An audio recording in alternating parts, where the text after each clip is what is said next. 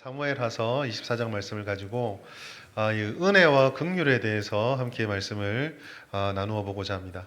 그 은혜와 긍휼에 대해서 말씀을 나눌 때에 우리가 정말 무엇이 필요한지를 좀 더 집중해서 보았으면 좋겠습니다. 2차 세계대전이 이제 독일의 침공으로 시작이 되었습니다. 독일이 프랑스를 향해서 진격하면서 그 주변의 나라들을 점령하기 시작하면서 전쟁이 시작되었는데요. 프랑스가 이제 처음에는 영국과 이제 연합을 해서 이제 전쟁을 하게 되는데, 이 독일의 군세가 너무 파죽지세라서 전쟁 초기에는 거의 밀리다시피 하고 프랑스가 다 빼앗기게 됩니다. 1940년쯤 더 이상 유럽 대륙에서 전쟁을 이어갈 수가 없어서 영국과 프랑스의 연합군이 일단 영국으로 군대를 철수해서 재정비를 하기로 결정을 합니다. 근데 문제는 영국과 프랑스가 땅으로 이어져 있지 않고 바다로 떨어져 있죠. 그리고 그 사이에는 도버 해협이라고 하는 굉장히 그 조수가 빠른 바다가 가로막고 있었습니다. 사진을 하나 보여드릴 텐데요. 프랑스와 영국군이 저렇게 이제 밀려왔고 독일이 사방에서 치고 들어오고 있었기 때문에 도망갈 수 있는 것이 저기밖에 없었고요. 저 도버 해협 중에서 특별히 프랑스의 덩케르크라고 하는 해변에서 철수 작전이 시작되게 됩니다. 아마 여러분들이 찾아보시면 이 덩케르크라는 영화가 있습니다. 저곳에서 이제 철수 작전을 하게 되는데요.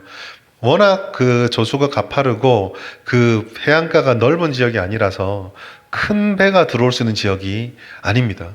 빨리 철수를 해야 되고 공격은 굉장히 빨랐기 때문에 위기였었어요. 근데 이때 필요했던 것들은 사실 무언가 하기 위해서 자꾸 발버둥 치는 것이 아니라 버텨내는 거였습니다. 어디서부터? 해역으로부터 적정한 방법을 찾아 배가 들어와서 자기를 끌어내 줄 때까지 거기서 자리를 지키면서 버티는 게 필요했죠. 결국 한 번의 큰 배가 아니라 할 수 있는, 그러니까 우리가 생각할 때는 이게 제일 좋은 방법이에요. 그게 아니라 찾고 찾아서 정말 별거 아닌 작은 배들을 여러 척 보내서 이 사람들을 다 데려가면서 이 작전이 성공을 하게 됩니다.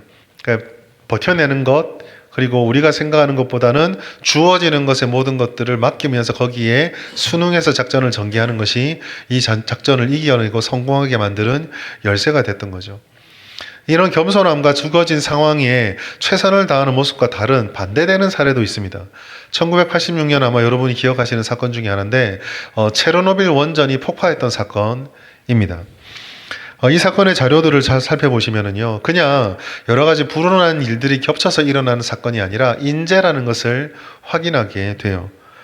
먼저 이 원전을 지을 때부터 설계가 결함이 있다는 얘기가 나왔었는데 무시해버리고 짓기 시작합니다.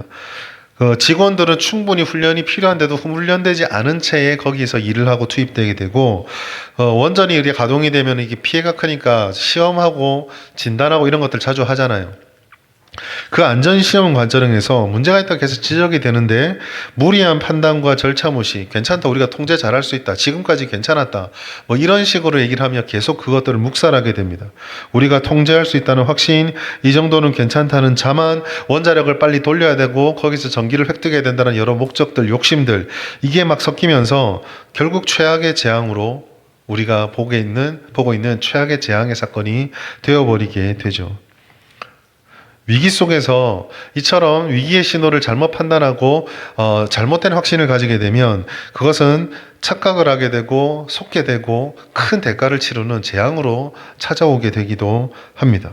사실 위기라고 하는 것은 대체로 보면 밖의 환경들에서 많이 찾아오죠. 그런데 찾아오는 위기보다 더 크게 재앙을 만드는 것은 우리 안에 자기 자신에 대한 과신이라든지 맹신 때문에 잘못된 것을 붙잡아서 그렇게 되는 경우가 굉장히 많이 있습니다. 오늘 본문에서 다윗이 보여주는 실수도 바로 거기에 있어요.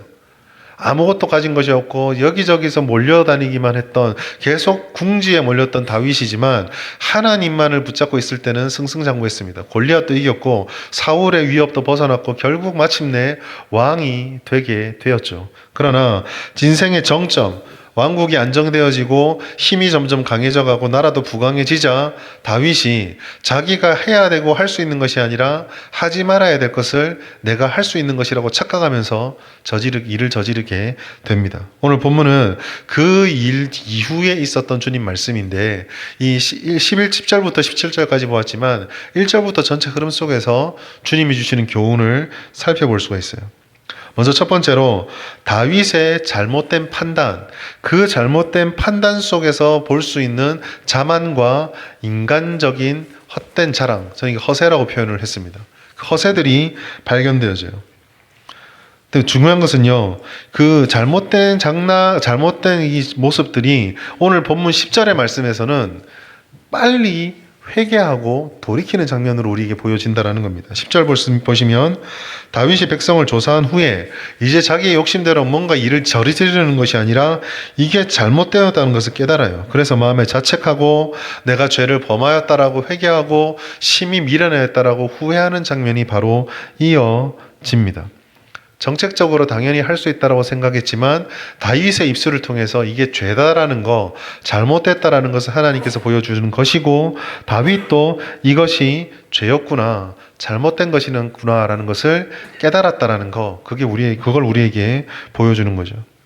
다윗은요, 단순하게 행정적인 조치를 취한 것이 아니었습니다.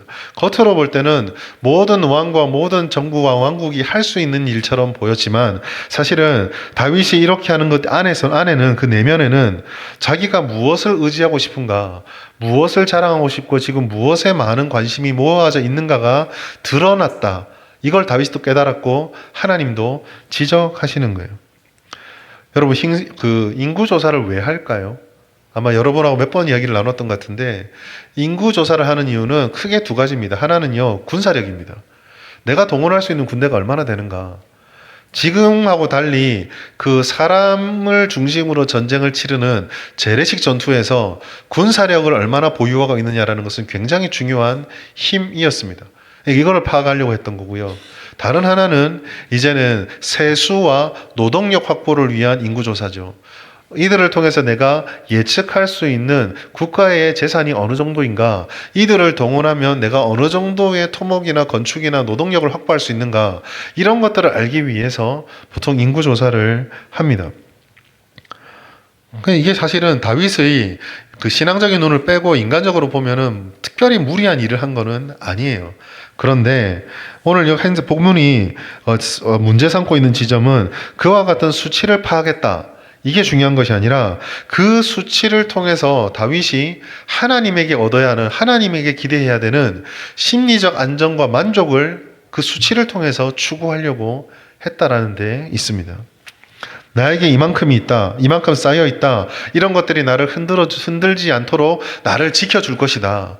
그렇게 생각을 했던 거죠.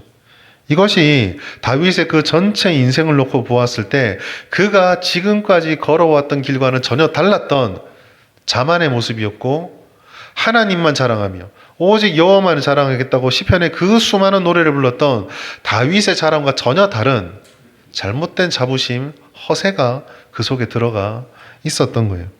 눈에 보이는 수로 자신을 증명하려고 했습니다. 그 수를 붙잡고 마음의 불안을 달래려고 했던 거죠.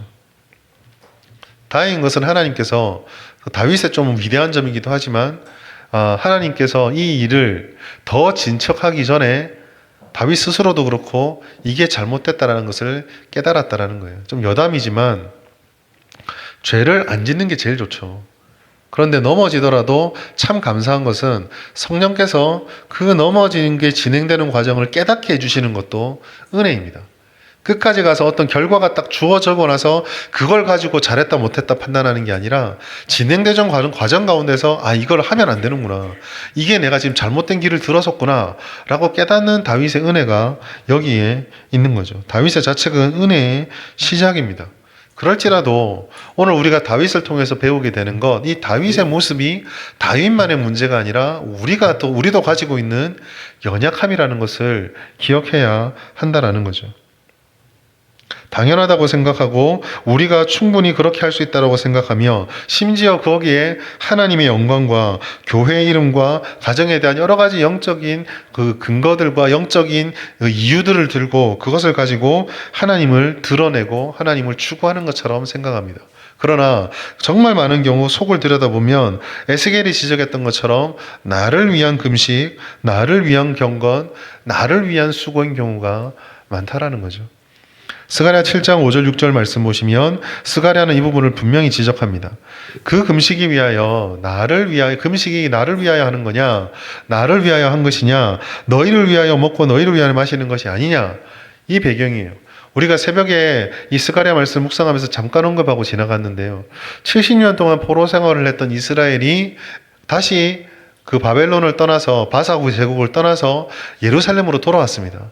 돌아와서 나라를 잃어버리고 나서 주님 앞에 금식을 시작해서 70년 동안 진행을 했는데 나라를 내가 이제 포로를 벗어나서 이 예루살렘에 돌아왔는데 내년에도 금식을 계속해야 됩니까? 이 질문에 대한 대답이 5절 6절이거든요.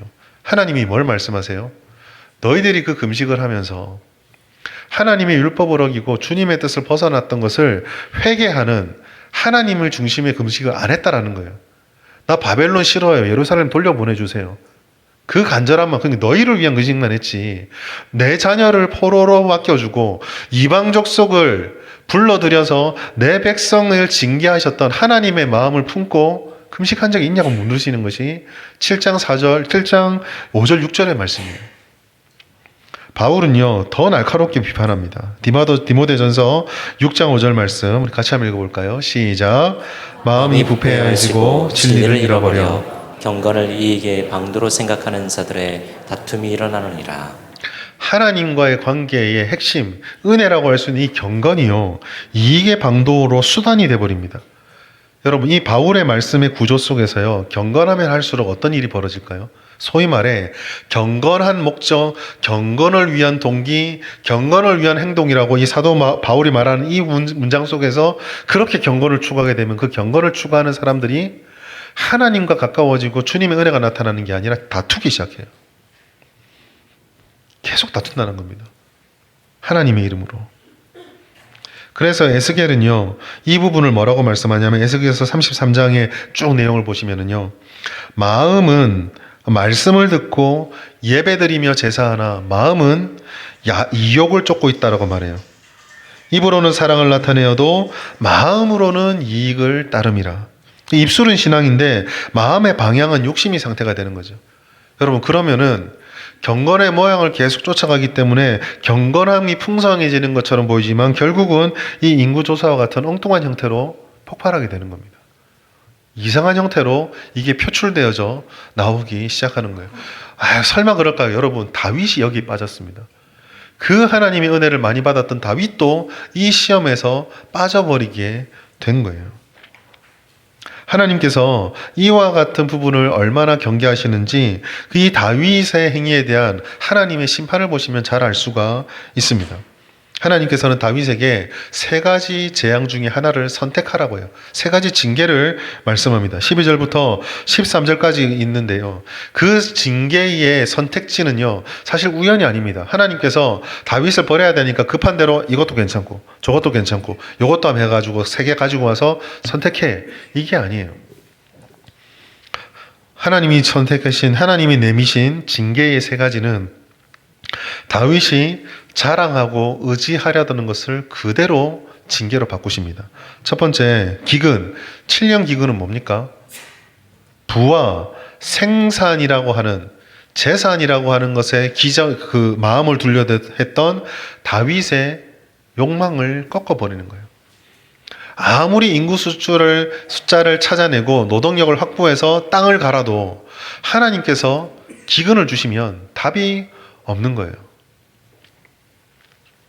아무리 농부가 하루 농사를 1년 농사를 잘 지어놔도 태풍 한번 불어서 싹 넘어뜨려 버리면 그냥 사라져 버리는. 두 번째로 패배하고 도주하는 것을 우리는 기억해야 됩니다. 패배하고 도주하는 것은요, 내게 이만한 군대가 있습니다 라고 힘쓰는 사람, 그 힘쓰는 것에 대해서 하나님께서 군대가 있어도 너는 나의 보호가 없으면 도망치게 될 거다. 너의 의지할 것은 군대가 아니다. 라는 것을 보여주시는 거예요. 세 번째로 온역은요, 정말 말 그대로 본질입니다. 내가 이만한 인구를 데리고 있어. 라고 하는 그 백성을 하나님께서 직접 쳐버리시는 거예요.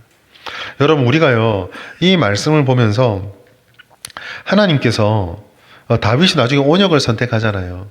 그래서 다윗이 왜 백성을 선택했을까? 다윗이 참 연약하구나. 이렇게 이 셋 중에 어떤 징벌이 있는가? 이 의미, 여기에 너무 초점 맞추면 안 돼요. 이 세 가지가 하나님께서, 이 세 가지 징계를 통해서 하나님께서 보여주시는 것은요, 하나님께서는 하나님으로부터 멀어지게 만드는 것, 그런 것들을 의지하는 것을 싫어하신다라는 거예요. 왜 그러실까요? 하나님께서 우리를 사랑하시기 때문이에요. 하나님께서는 하나님의 백성을 너무 사랑하셔서 그 사랑하는 자녀들과의 관계가 멀어지는 걸 원치 않으세요. 그렇기 때문에 혹 나의 하나님의 자녀가 뭔가를 쫓아서 뭔가를 붙잡았는데 이게 하나님과의 관계를 멀어지게 만들면 하나님께서는 이거를요 빼앗아 버리시는 거예요. 그걸 따라가면 안 되라는 것을 알려주기 위해서 다윗에게는 징계의 모습으로 나타났지만 다른 여러 가지 다양한 방법으로 이거는 너에게 유익한 것이 아니야 라는 것을 계속 가르쳐 주려고 하시는 거예요.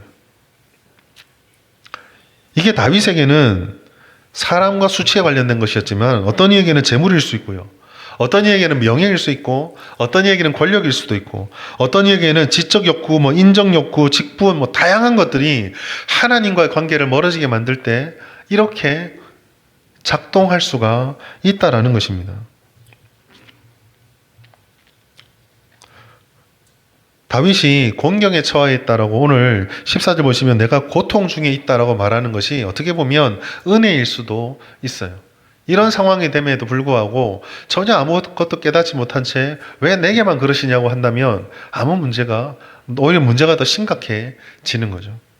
다윗은 14절에 보시면 이 예수 하나님의 말씀을 듣고 곤경에 처해 있다라고 내가 고통 중에 있다라고 말씀을 합니다. 네, 여러분, 우리가 이 말씀을 통해서 여기까지가 우리의 연약함에 대해서 말씀하는 것이고 하나님께서 이 연약함을 어떻게 다루고 그 다rum을 통해서 우리에게 뭘 원하시는지를 말씀해 준다면 그와 같은 공경 속에서도 우리에게 소망이 있음을, 우리가 의지할 것이 있음을, 사실 그것을 우리가 계속 붙잡아야 됨을 하나님께서 말씀해 주고 있어요.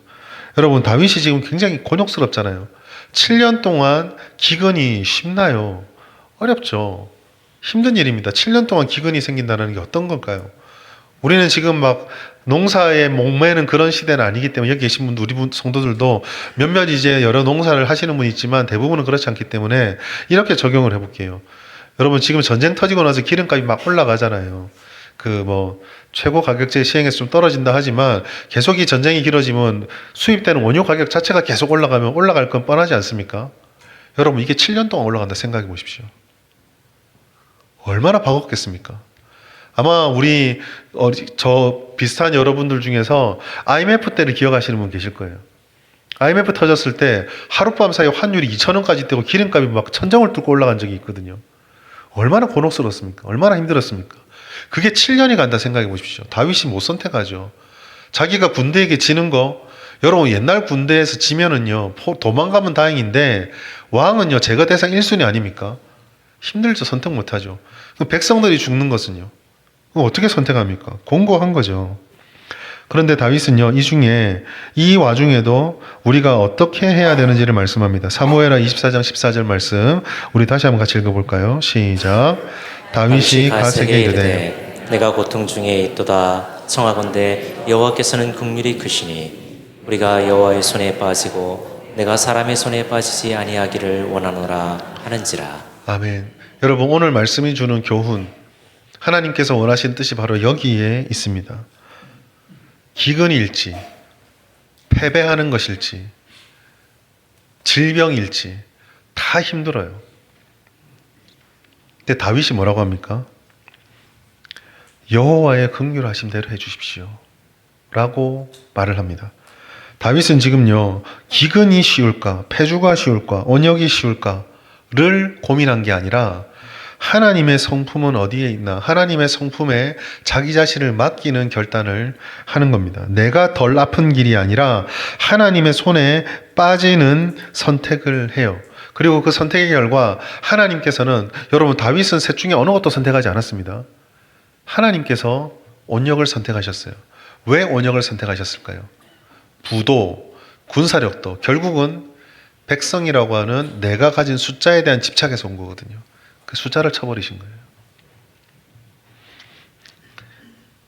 16절을 보시면은요, 그 속에서도 하나님의 은혜가 보입니다. 16절 보시면 하나님께서 이렇게 백성들을 치시고 나서 그것을 끝까지 끌어가신 것이 아니라 중간에 멈추세요. 여호와께서 이 재앙 내리심을 뉘우치사 족하다 이제는 내 손을 거두라 하셨습니다. 여러분, 우리는 이 말씀을 통해서요, 징계 속에 그리고 인생 속에 은혜와 긍휼을 잘 이해해야 하는구나, 이거를 깨닫게 돼요. 우리가 잘 알고 있는 하나님은 공의로운 분이시다라는 고백. 여러분, 공의롭다라는 것은요, 죄를 죄로 다루는 것입니다. 하나님의 공의로우심은 그 죄인의 신분, 상황, 과거의 행적, 공로 상관없이 하나님의 판단이 완전하기에 그 공의롭게 심판을 하세요. 그런데 하나님께서는요, 그냥 공의롭기만 한 게 아니라 긍휼이 많으신 분이에요. 그 말이 가장 잘 드러난 것이 16절에 있는 뉘우치사라는 말입니다. 후회한다라는 게 아니에요. 하나님께서는요, 변덕스럽다라는 것이 아니라 긍휼하심을 따라서 백성들의 아픔과 그 아무리 자기 죄 때문에 징벌을 받더라도 그 징벌 속에서 백성들의 고통을 내몰라라 하시는 그런 분이 아니심을 표현해 주시는 겁니다. 시편 112편 4절 보시면 하나님께서는 자비롭고 긍휼이 많고 의롭다라는, 어떻게 보면 안 어울리죠. 의롭다와 자비롭다가 안 어울릴 것 같은데 이것이 다 있는 분이 하나님이시다라고 우리에게 말씀해 주셔요. 공의를 행하심에 하나님께서는 엄격하십니다. 그러나 그 공의로운 판단 가운데 집행하실 때 하나님께서는 잔혹하거나 냉혹하지 않으세요. 끝장을 보아야, 뿌리를 뽑아야 된다고 말씀하시는 분이 아닙니다. 사실 예수께서 십자가를 짊어지심으로 우리는 구원을 받았지만 우리가 이 땅을 그리스도인으로 살아가면서 모든 실수마다 하나님께서 지적하시고 공의롭게 판단하신 뒤에 뿌리를 뽑겠다 말하면 아무도 서 있는 분이 없을 거예요. 사람으로 존재도 마찬가지고 공동체로도 존재할 수가 없을 겁니다. 그럼 우리가 이렇게 존재할 수 있는 이유는 뭘까요? 하나님께서 혹 때로는 징계와 아픔을 주시지만 그것을 뿌리 뽑을 때까지 끝까지 안 하시고 십자가의 예수 공로로 여기까지다라고 하시기 때문입니다. 우리는 하나님의 은혜와 긍휼을 올바르게 그래서 이해해야 돼요. 먼저요, 은혜는요, 징계가 없다, 힘든 것이 없다, 불편함이 없다가 은혜가 아닙니다. 여러분, 은혜는요, 모든 것들을 0으로 만드는 게 은혜가 아니에요. 은혜는 징계의 현실에서조차도 그것을 그 속에서 무너지지 않도록 우리를 붙들어 주신다는 약속이 은혜입니다. 바울의 진리 잘 보십시오. 고린도전서 10장 13절 우리 다시 한번 같이 읽어볼까요? 시작. 사람이 감당할 시험 밖에는 너희가 당한 것이 없나니 오직 하나님은 미쁘사 너희가 감당하지 못할 시험 당함을 허락하지 아니하시고 시험 당할 즈음에 또한 피할 길을 내사 능히 감당하게 하시느니라. 여러분, 우리가 이 13절 말씀을 볼 때요, 우리 입장에서 보기 때문에 항상 우리 눈에 먼저 들어오는 것은요, 허락하지 않는다와 피할 길을 내지 않는다가 먼저 눈에 들어와요. 근데 여러분, 13절에서 가장 많이 반복되는 단어가 뭔지 아십니까? 당한다예요. 은혜는요, 당하지 않게 해주는 게 은혜가 아닙니다. 은혜는 당하지만 피할 길을 내게 하시고 당해야 하지만 허락하지 그곳에 무너지지 않도록 허락해 주셔서 은혜는 피하게 만드는 것이 아니라 감당할 수 있게 만들어주는 게 은혜예요.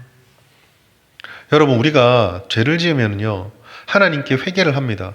우리가 건강한 영성을 가지고 신앙을 가진 분이라면 하나님 앞에 말씀을 통해 혹은 상황을 통해 양심의 가책을 통해 성령의 은혜를 통해서 잘못이 깨달아지면 하나님께 고백을 해요. 하나님, 내가 지금 이런 말로, 이런 생각으로, 이런 행동으로 잘못을 저질렀습니다. 실수를 했습니다. 주님, 용서해 주십시오. 그러면 하나님께서 그 죄를 용서해 주실까요? 안 하실까요? 이게 어려우시면요, 세례를 다시 받으셔야 합니다. 용서하시죠. 그리스도께서 모든 믿는 자를 십자가의 표혈로 다 씻어주시고 너의 죄를 없게 하신다 하셨잖아요. 그러나 여러분, 우리가 그렇게 용서를 받았다고 해서 내가 지은 죄에 대한 대가를 안 치르게 될까요? 치르게 될까요? 세 가지입니다. 안 치르길 수도 있어요. 하나님께서 덮어두시는 경우가 있어요. 여러분 경험하시죠? 내 양심은 너무 뜨겁고 찌찌해서 도저히 견딜 수가 없는데 하나님께 용서하고 나서 기다리는데 하나님께서 그거를 용서해 주시고 드러내지 않으시는 경우가 있어요. 하나님이 드러내지 않으시면 우리도 드러내지 않아야 돼요. 두 번째는 이제 징계입니다. 징계. 그 징계를요, 하나님께서 감당하게 하세요. 예를 들어 여러분, 주차 막 이렇게 너무 급하게 오시다가 마음에 우리 성도님들 너무 착하셔서 도덕률이 너무 높으시기 때문에 신호위반, 속도위반은 도저히 인생에 없어야 된다는 확신을 가지고 달리시잖아요. 그런데 너무 급해서 막 과속을 해서 카메라에 찍혔어요. 너무 양심의 가책을 하나님께 기도하는 거. 하나님, 다행히 아무 사고가 안 났지만 내가 남에게 위협을 줄 수 있는 행동을 했습니다. 용서하여 주시옵소서. 하나님 용서해 줄까요? 안 용서해 주실까요? 세례 다시 받으시. 용서해 주시죠. 그러나 용서와 함께 여러분들은 일주일 뒤에 과속 스티커를 받으시게 될 겁니다. 용서해 주셨다고 스티커가 안 오는 게 아니에요. 징계가 우리에게 있어요. 그런데 뭐가 있을까요? 세 번째 길이 있어요. 그것은 하나님이 징계를 주시되 그 징계를 중간에 중단하시는 경우가 있어요. 오늘 다윗이 누린 거예요.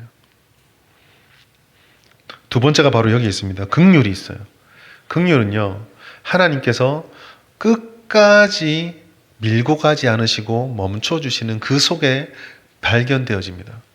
7만의 백성이 죽고 다윗이 이 모든 아픔을 나의 가족에게 돌리라라는 그 회개 속에서 하나님께서 후회하신 거예요.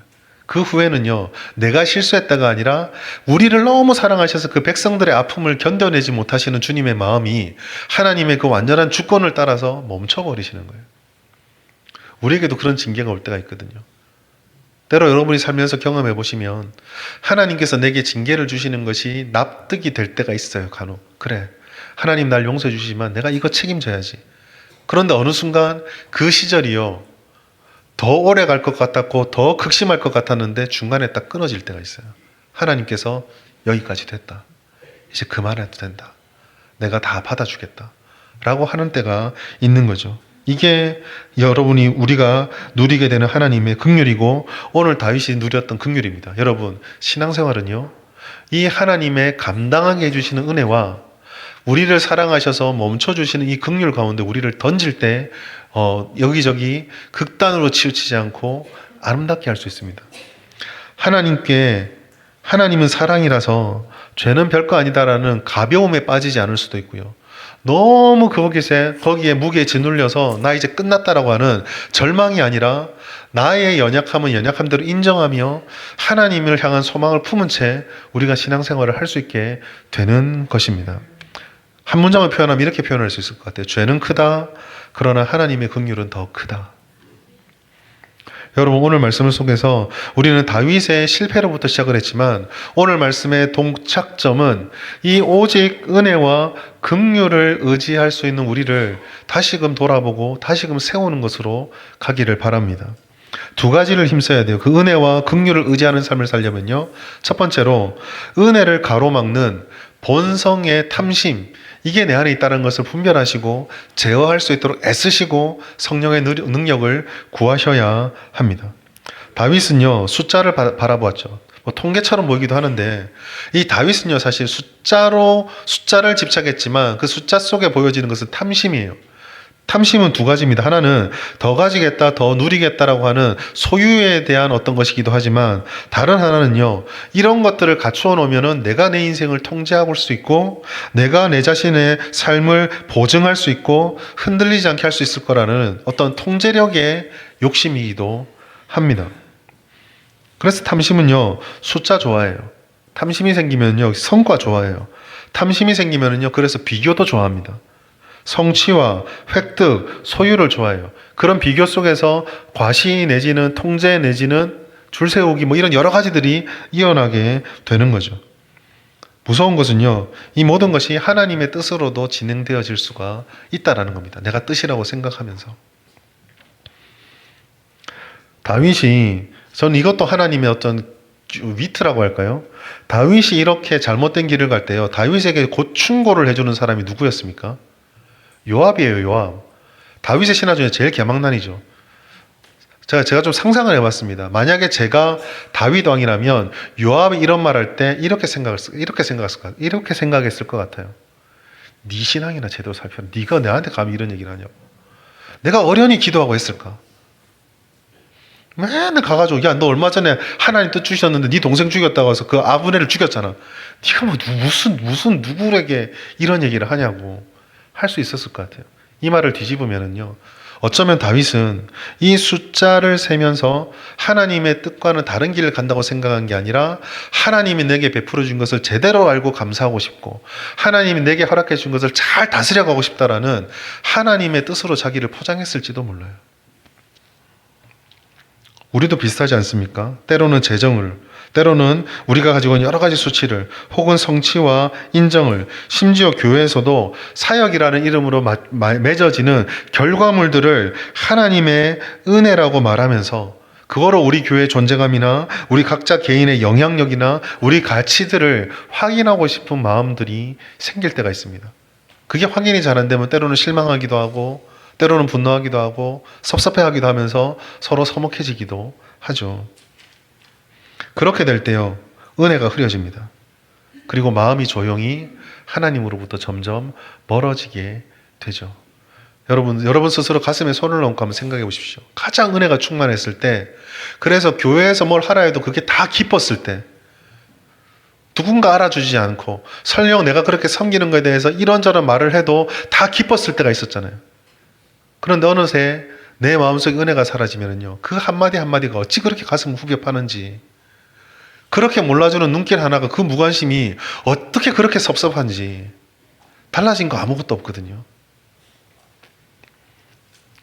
여러분, 우리에게는 탐심을 제어하는 분별과 회개가 필요합니다.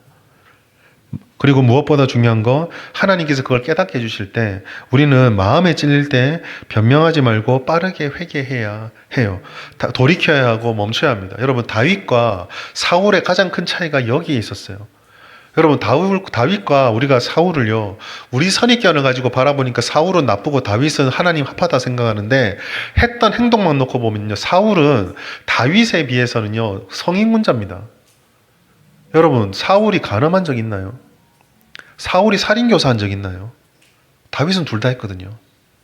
근데 왜 다윗은 하나님 마음에 합한 자가 되었고 사울은 그렇게 못했을까요? 심지어요, 다윗 옆에는 선지자 갓이 있었어요. 비교하자면 그렇다는 거예요. 누구가 더 뛰어난지 말할 수 없지만 사울 옆에는요, 역대 사사로 치자면, 선지자로 치자면 손에 꼽는 사무엘이 옆에 있었어요. 그런데 왜 다윗은 하나님의 합한 자가 됐을까요? 차이는 여기에 딱 있어요. 사울은요, 사무엘이 하나님 말씀 들고 나오면은 그 말씀을 듣고요, 한 번도 회개한 적이 없어요. 아, 사무엘 선생님, 그건 원래 이래서 그렇고, 그럴 수 있는데, 이게 원래 이래서 그런 거라 계속 변명을 합니다. 돌이키지 않아요. 근데 다윗은 어떻습니까? 갓이 와서 한마디 하면 그 자리에 꼬꾸라져요, 그냥. 내가 회개하고 잘못했다고. 돌이킵니다. 받아들여요. 하나님이 그 이후로 주시는 모든 것들을 그냥 받아들이고 그 앞에서 하나님 붙잡으려고 애를 씁니다. 내가 지금 하고 있다고 해도, 내가 그걸 확신한다 하더라도 하나님 앞에서 그게 아니라면은 돌이켜버렸던 거죠. 우리는 탐심을 제어하는 훈련을 해야 돼요. 어떻게 하면 할 수 있을까?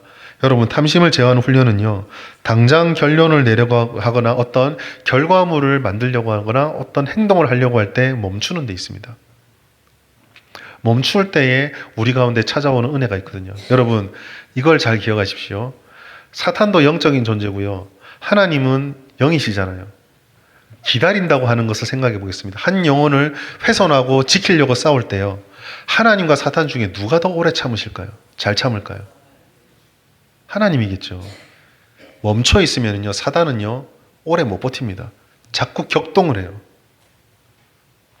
멈추면은 이게 탐심이고 하나님의 뜻인지 아니면 하나님의 뜻인지를 말씀 속에서, 은혜 속에서 분별할 수 있는 가능성이 높아집니다. 그리고 이와 같은 은혜를 붙잡으면서 우리 자신을 돌아보면서 하나님의 은혜가 긍휼히 우리 가운데 임하도록 그것을 의지하는 훈련을 우리 가운데 쌓아가야 해요. 잘못된 선택으로 인해서 넘어질 때 우리는 두 가지 반응을 자주 합니다. 첫 번째는요, 자기를 보호하는 합리화입니다. 그럴 수도 있다. 다들 그렇다. 이거는 문제될 것이 없다라고 얘기를 해요. 다른 하나는요, 자기 정죄예요. 나는 끝났다. 내가 원래 그렇지. 하나님은 나를 버렸어. 이런 식으로 막 무너져 내립니다. 그러나 은혜와 긍휼의 길은요, 하나님을 믿는 신앙 고백 속에서 하나님이 하라는 회개를 하고 하나님이 원하는 길을 내가 쫓아가며 그 손을 잡는 데에 있습니다. 징계를 피하려는 것이 아니라 징계 속에서 하나님을 더 신뢰하는 거죠. 그래서 이것은 은혜 의존주의의 삶이 되는 것이고 주님 주권을 내가 인정하는 삶을 살아가는 것입니다. 여러분, 은혜라는 것은 내 체면을 세워주거나 내 마음을 편안하게 해주는 것이 은혜가 아니에요. 은혜는 무너진 나를 다시 붙들어 주시는 하나님의 손길입니다. 마치 뼈가 골절되었을 때 그 뼈를 맞추려면은, 치료를 하려면은 잡아당기거나 뼈 맞추는 아픔이 있는 것처럼, 그래서 은혜는 때로는 우리를 아프게 해요. 힘들게 합니다. 이렇게 세워야 되니까요. 살려내야 되니까요.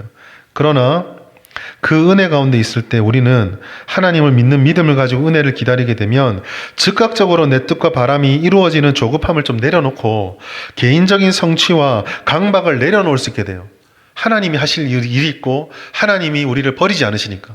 그럴 때 우리는요, 인내할 수 있고 주어지는 모든 과정들을 겸손하게 기다릴 수 있고 그 모든 걸음걸음들마다 하나님이 함께 해주시는 감사를 찾을 수 있게 되는 겁니다. 사랑하는 여러분, 오늘 우리가 이 은혜와 긍휼이 우리 가운데 가득하기를 간절히 바랍니다. 우리는 다 다윗과 같습니다. 누구나 실수할 수 있습니다. 누구나 넘어질 수 있습니다. 하나님의 이름으로 넘어지고 실수할 수 있습니다. 그때 하나님께서는 우리를 하나님께로 돌이키게 하기 위해서 때로는 아프게 징계하실 수도 있어요. 그러나 그럴 때 하나님의 은혜와 긍휼을 기억합시다. 하나님은 은혜와 긍휼로 우리를 이렇게 세우시는 분이시고 우리를 하나님께서 고통 가운데 계속 버려두지 않으시고 우리를 위해서 기꺼이 멈춰주시는 하나님이세요. 그러니 우리는요, 하나님의 이 은혜와 긍휼을 믿으며 하나님의 은혜와 긍휼의 길을 벗어나려고 하는 우리 안에 있는 탐심과 연약함들을 분별하고 내려놓아야 됩니다. 동시에 주님의 은혜와 긍휼대로 모든 것이 되기를 바라며 하나님 앞에 내 것들을 올려 드려야 합니다. 잘못된 선택과 실수를 하지 않는 것이 가장 좋지만 연약한 우리가 넘어졌을 때 다윗처럼 깨닫고 망설이지 말고 돌이키고 회개하고 하나님의 은혜를 붙잡으시다. 그러면요, 하나님께서 우리들을 결국은 그 은혜와 긍휼 속에서 사랑으로 끝까지 인도하시고 그 가운데 견디게 하시면서 헤쳐나오게 하심으로 우리를 무너진 곳에서 일으켜 주실 거예요. 주님의 은혜와 사랑이 그렇게 우리의 삶을 성숙하게 만들어가고 연걸어가게 만드는 것입니다. 오직 은혜와 긍휼입니다. 이 오직 은혜와 긍휼의 삶을 통해 이번 한 주도 또 여러분의 평생의 삶이 주님과 늘 동행하는 삶을 사셔서 하나님이 주시는 이 약속의 열매, 인내 가운데 성취를 주시는 하나님의 약속의 열매를 누려가시는 우리 모든 성도님 되시기를 예수님의 이름으로 축복합니다.